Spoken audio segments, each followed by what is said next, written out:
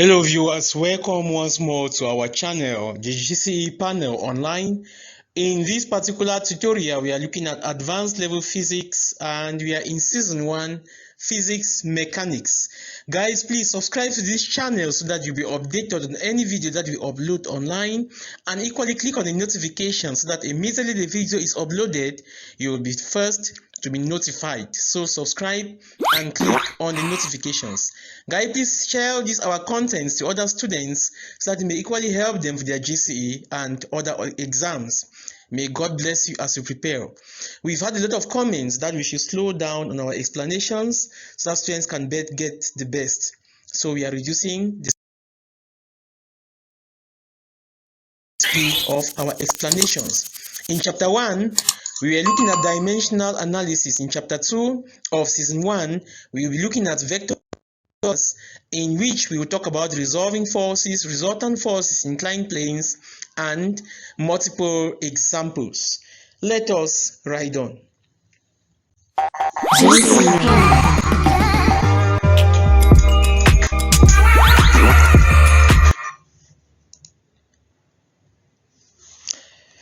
So we would equally like to inform you that we are equally preparing students now for the GCE. Our preparations for the GCE begins, or other exams begins in August and runs through May the next year. So please register with us now when our prices are low for your online classes, which is live, and you can talk and interact with the teacher, as well as our platform tools can equally help you for other preparations.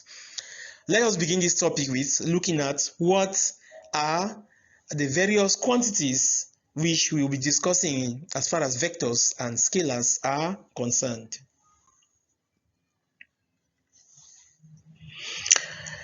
So you can get materials as well as other contents and buy GCE pamphlets, past questions and solutions from us by visiting our website www.gcepanel.com, or you go to www.gcemathspanel.blogspot.com and you can contact us from the WhatsApp number on screen, where you can have the questions directly.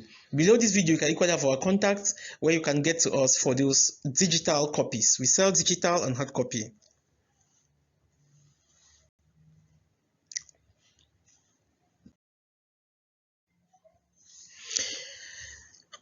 So, definitions. Scalars are quantities which have only magnitude or scale but no direction. These quantities can be added as other algebraic numbers, for example, distance, speed, temperature, and mass. On the other hand, vectors are quantities which have both magnitude and direction. Vector quantities cannot be added as other algebraic numbers. For example, displacement, velocity, force, acceleration, momentum, and so on. Let's now compare vectors and scalars. We will start by looking at the difference between distance and displacement with a practical example. Let us consider a mobile that moves 10 kilometers east, 10 kilometers south, 10 kilometers west, and 10 kilometers north. Again, 10 kilometers east, 10 kilometers south, 10 kilometers west, and 10 kilometers north. Okay, so this is shown on this diagram. So its original position. A, what is the distance covered? And B, what is the displacement?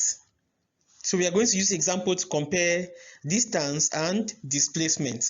Here the distance covered will be the distance from here, this 10 kilometers to the east, 10 to the south, 10 to the west, and 10 to the north. So the distance covered will be 10 plus 10 plus 10 plus 10, and that's going to give us 40 kilometers. What about the displacement? For the displacement, we are taking into consideration the directions. Okay, this 10 kilometers to the east is going to be plus in that direction. So we have plus 10i is the I direction. Now, when it moves now to the south, it's minus 10j minus 10i, because it's moving in the opposite direction of the I-axis. And then it's now moving upwards here, positive j, so plus 10. When we sum all of this, we have 10i minus 10i 0, minus 10j plus 10j is equal to 0. So the total displacement is 0. Okay, we are equally going to compare speed and velocity.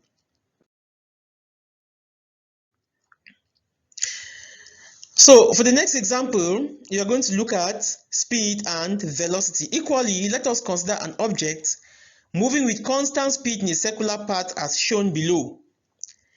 The speed is the same at all points, but the velocity is different because the directions are all different at the different points. So the speed at A, B, C, and D are all equal to u. So the speed at A is u, at B is u, at C is u, at D is u. They are all the same at all the points, even other points here that we have not indicated. However, the velocities at A, B, C, and D are different. Their magnitude is the same, but their directions are different. That is why the velocities are different. Therefore, velocity is changing. And if velocity is changing, it means a particle moving at constant speed in a circle is accelerating. The speed is constant, but its velocity is changing because irrespective of the fact that the magnitude is the same at all points, the directions at different points are all different. Therefore, an object traveling at constant speed has an acceleration. And as we are going to see in centripetal motion or circular motion, this acceleration is directed towards the center of this circle at O. You can get these notes from our website www.gcepanel.com, or you just type gcepanel.com as you can see here. And you can equally get these videos from our YouTube channel online, GCE Panel or GCE Maths Panel. Please, if you want to have the best from this channel, it is good that you subscribe, because a few of our videos you will not be able to see it because you have made them just for subscribers. It means those who have passion might enjoy more of our content. Equally, when you share and like our videos, you motivate us to make more videos, and equally helps you out in your studies and saves us time from answering questions all across the nation and worldwide from different students.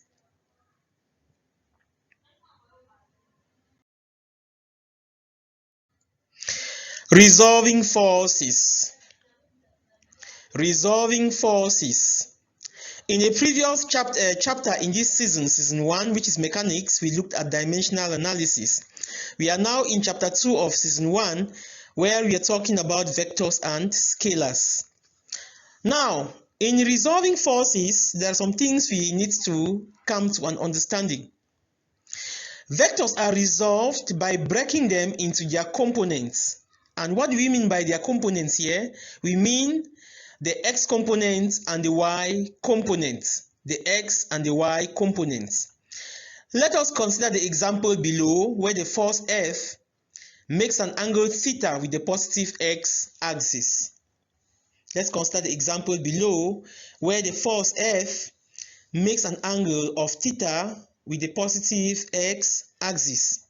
So the vector components will be fx and fy, okay? Fx in the x-axis along the x-axis and fy along the y-axis. These are the components of these forces. And as we have equally said, the angle this makes with the positive x-axis is the angle theta. So from here, we can resolve this force F into its components using this angle, okay? So here, with our F, the x component will be F cos theta. All right, it's always going to be the angle between these two, the cosine of the angle between these two. Always take note. If they give this other angle, find the complementary of that angle and take the cosine. That's why I try to tell that sine and cos, okay, because the complement of cosine is the same as the sine, okay? So the x component here is going to be equal to F cos the angle between this vector and this axis. So that gives us F cos theta, okay? Now, how do we get the y component? It's also going to be equal to F times the cosine of the angle between Fy and F. And this angle here is 90 minus theta. So F cos 90 minus theta. But cos 90 minus theta is the same as sine theta. Take note. So the x component of this force is F cos theta.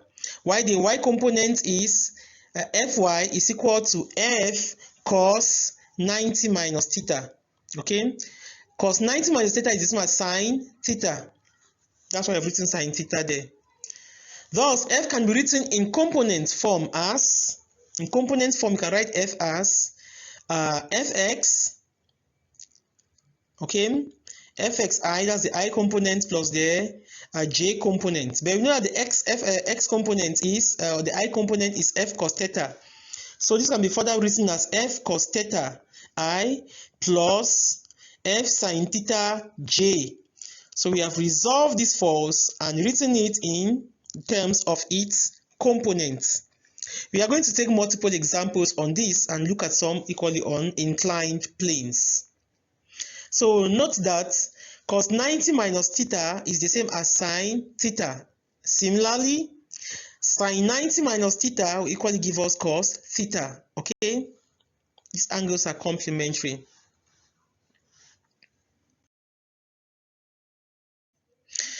Example 1. Resolve the following forces and write each in component form.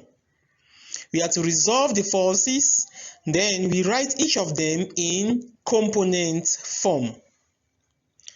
So here, this is what we have. We have F is equal to 200 Newton. Okay. So what will be the component of this force? We are going to have the X component to be 200 cos 30. Okay. So that just gives us 200 root 3 on 2.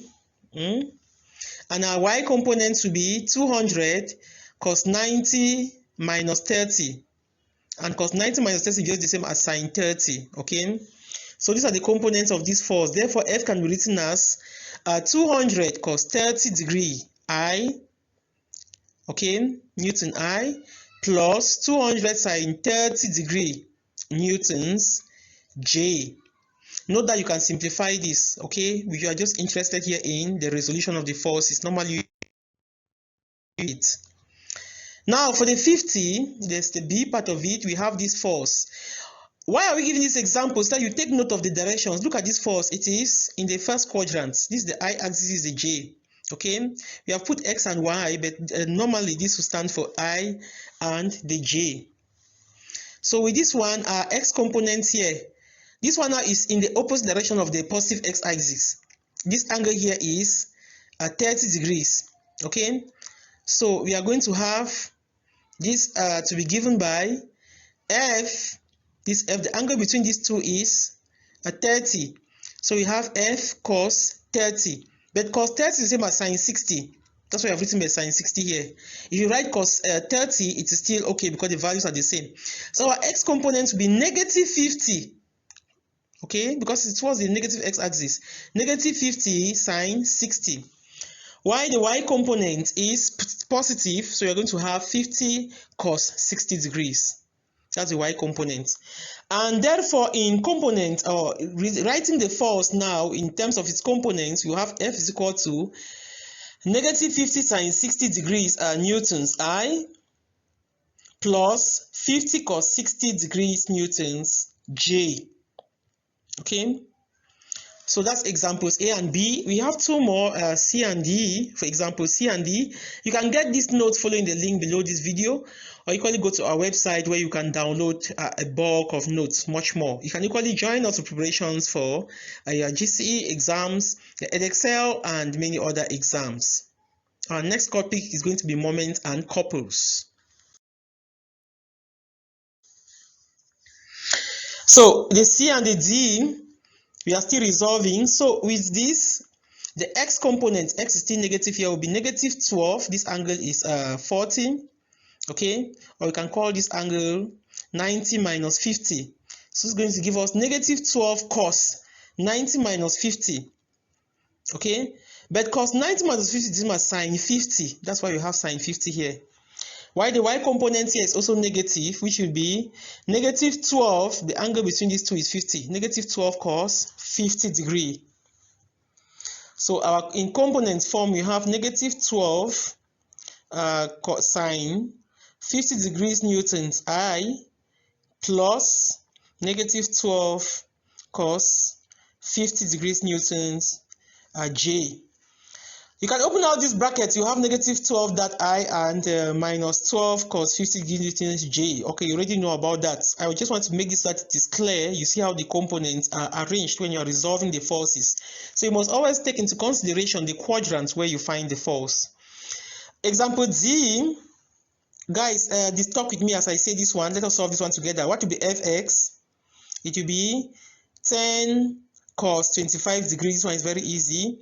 Why Fy will be, y is negative 10 sine 25 degrees. And therefore, in component form, that is what we are going to have. Negative 50. Oh, sorry, this one is supposed to be negative 10 sine plus 10 cos 25 minus 10 sine 25. All right, that's okay now. All right, let's move on. Guys, please, if you like what we have done in this video, please subscribe so that you will motivate us to make more. Inclined planes. Inclined planes.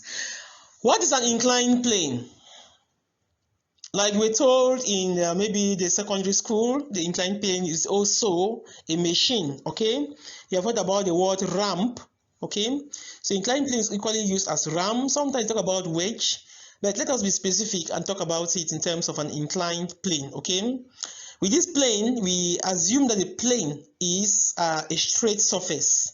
Okay, it is inclined, but it's a straight surface. Though we know that planes will hardly really be straight surfaces, no matter how smooth we may claim they are.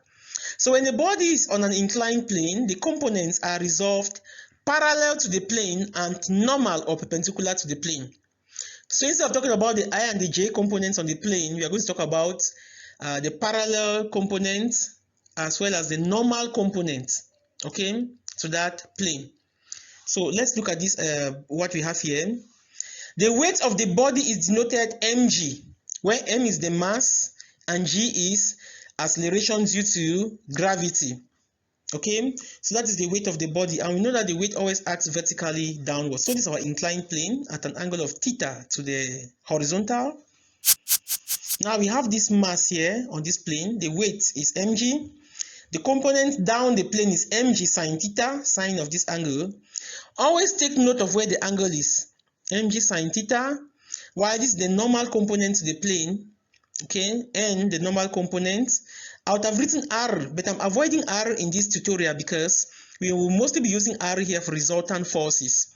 So we talk about the normal component, so we just call it N. Then opposite, in the direction down the plane, is the component of friction, mu R.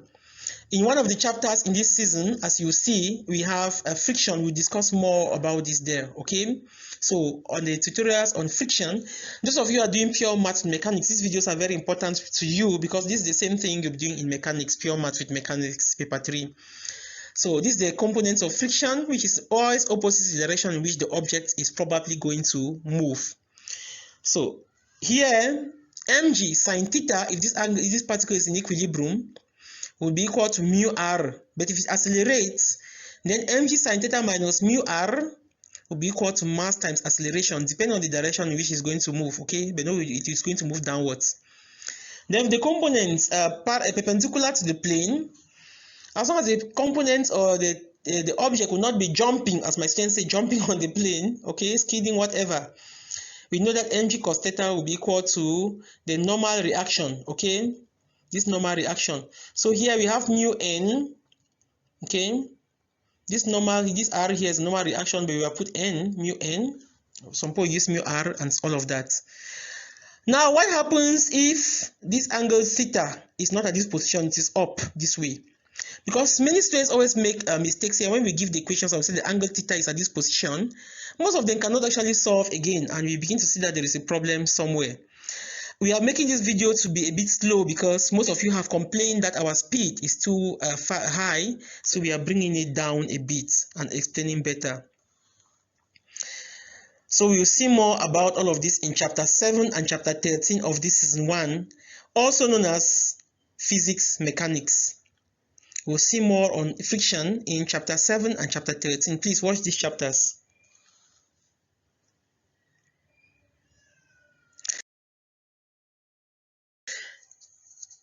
Now, if the position of the angle is changed, okay, if the angle is now up here, what happens to the force you're going to resolve? Instead of this component now being mg sine theta, it is now mg cos theta. You can join our classes for more explanation on this, okay? If you can work out what we are going to be doing in this course, like in the resultant forces here, you actually see why it is like that. You can carry this force together with its direction and place at this position. You start the resultant force being a particular direction where you can have it. But note, if the angle is here, then this component is mg cos theta, okay, while the other ones remain. This one becomes mg cos theta, this one becomes mg sine theta. The other ones remain the same, okay? So I just wanted to lay emphasis on this. Now let's take some examples on resultant forces, multiple examples, and round up with this chapter. These are good examples, and we mostly look at past questions, exam questions, so that you understand more or you see exactly the challenges you are going to face when going in for exams. So we'll see more on this in chapter 7 and 13. As we said, we are in season 1, episode 2 or chapter 2.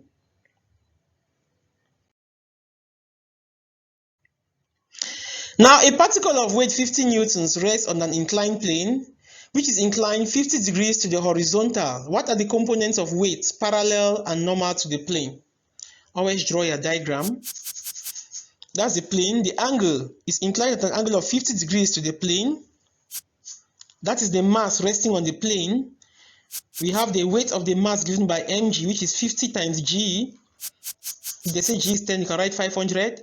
The components down the place will be this 50g times the sine of this angle. 50g sine theta, which is sine 50. Then the component perpendicular to the plane will be 50g cos theta, that's cos 50. That's a normal reaction to the plane. And of course, our mu r will be mu times this normal to the plane, which is mu into 50g cos 50. So I've just resolved the components, okay? So the components down the plane is 50g sine 50.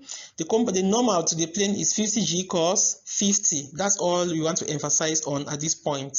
When you go to moments too, I think we have some few applications, just a few.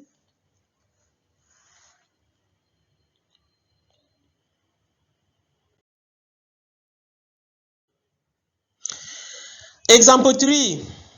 3 thugs, that's 3 thieves or 3 burglars, are pulling a liner due north to a harbor.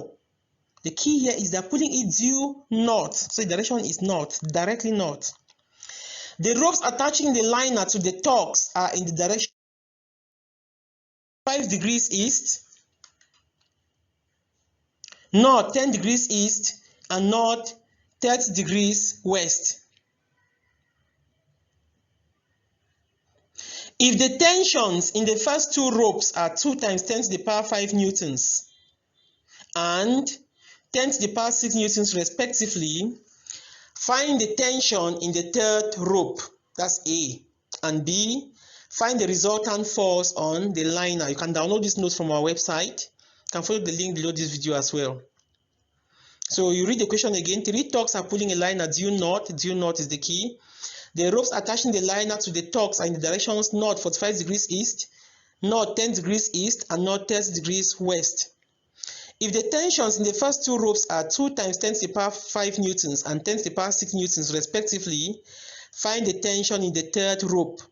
Also find the resultant force on the liner. So let's tackle it. Always draw your diagrams to see better.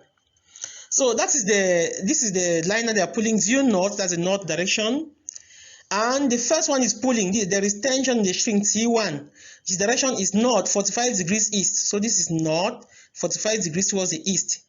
And his pull is 2 times 10 to the power 5 newtons. Okay.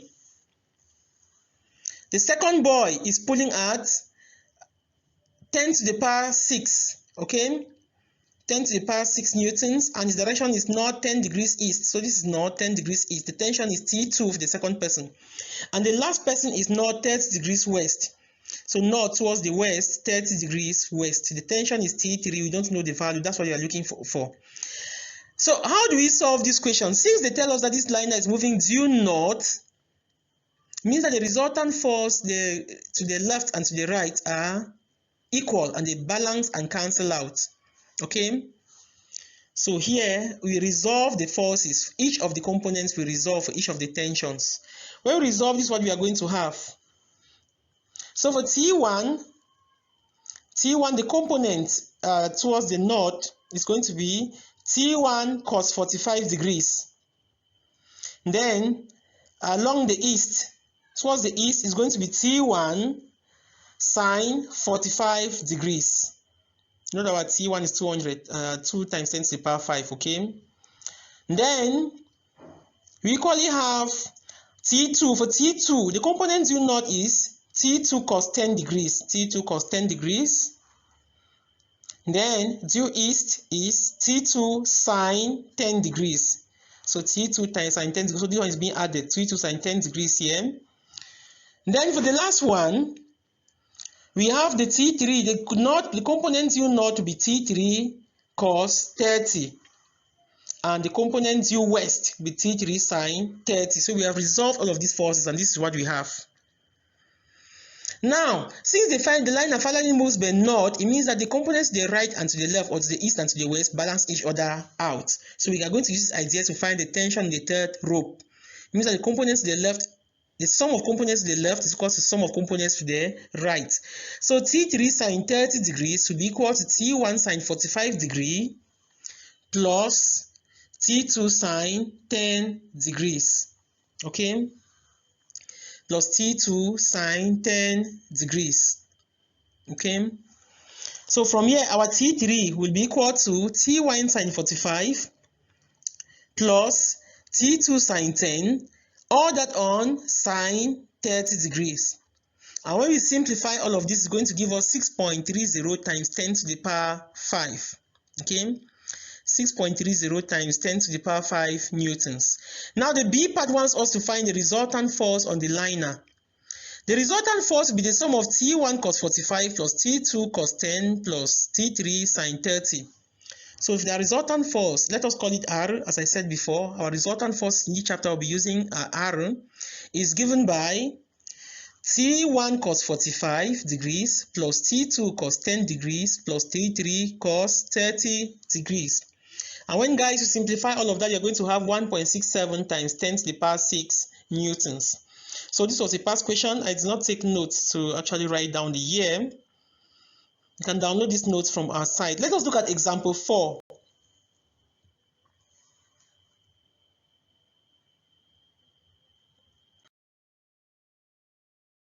Example 4, 3 boys again. I don't know why they're not using 3 girls. 3 boys are pulling a heavy trolley by means of 3 ropes.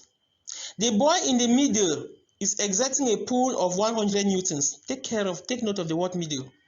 The other 2 boys whose ropes are 30 degrees to the central rope are pulling with force of 80 newtons and 140 newtons, respectively. It should be there. What is the resultant pull on the trolley, and in what direction will it move? So the reference in this question should be the boy at the middle. Let us consider the boy at the middle to be the north. So this is the trolley that these 3 guys are pulling, the same like the other one.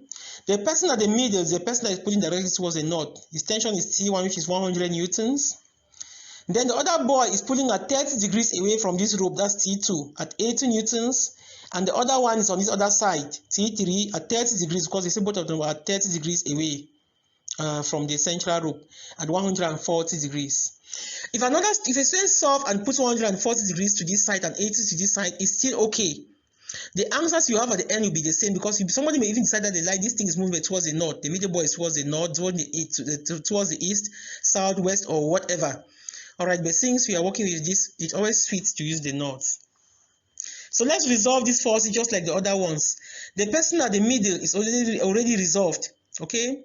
So his force is just 100 newtons. There is no angle. The angle between him and that direction is 0, and cos 0 is 1. So 100 times cos 0 is 100 times 1, which is 100.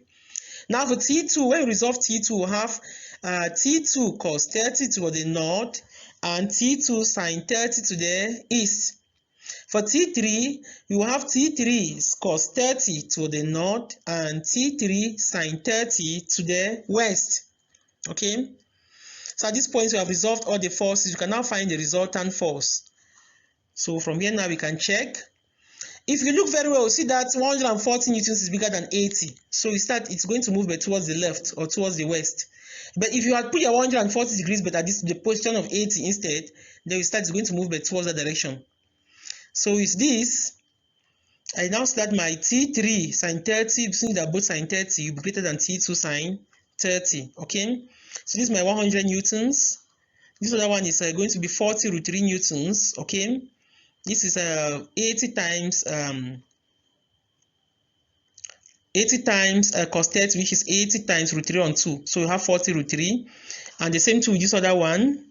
140 times cos 30, so it's 70 root 3. Okay, so on this other direction here, we have 140 sine 30, which is 70. So this is 70, and this direction is 80 sine 30, which is 40. So 70 minus 40 is 30. So the resultant will be this direction. We don't have enough space, that's why I just simplified like this. So the resultant will just be 30 in this direction, just considering just this x-axis. So the resultant force now will be in this direction. I'm going to simplify all of these forces by summing them. When we sum all the three, you're going to have 290.5 newtons, while this angle between the north and the resultant force is alpha. So it's going to move in that direction, not that direction, maybe west. So how do we get the resultant force? Now this is a right angle triangle, so we apply Pythagoras. Okay, so it tells the root of the sum of squares of 30 and 290.5. That's the resultant. The resultant is equal to the root of the sum of squares of 30 and 290.5. And this will give us 292.0 newtons. In what direction is it going to move? We just need to look for alpha. So alpha will be equal to arc tan opposite is 30 over adjacent. Adjacent is 290.5, and that's going to give us 5.9 degrees. So it's going to move in the direction north 5.9 degrees west. If you draw a diagram like this, if you change the positions, the answer will be west, will be north, 5.9 degrees east. So you can get these notes from the site. Okay. All right, guys, thank you so much for really going through this. Please subscribe to this channel for more videos, for more lessons. As we are seeing in the next, we are on vectors and scalars now. The next chapter is on moments, but we already have notes on projectile motion and connected particles on the website. Though this one is under mathematics, but you can actually get it from there. Okay. After that, we move to equilibrium of forces. So.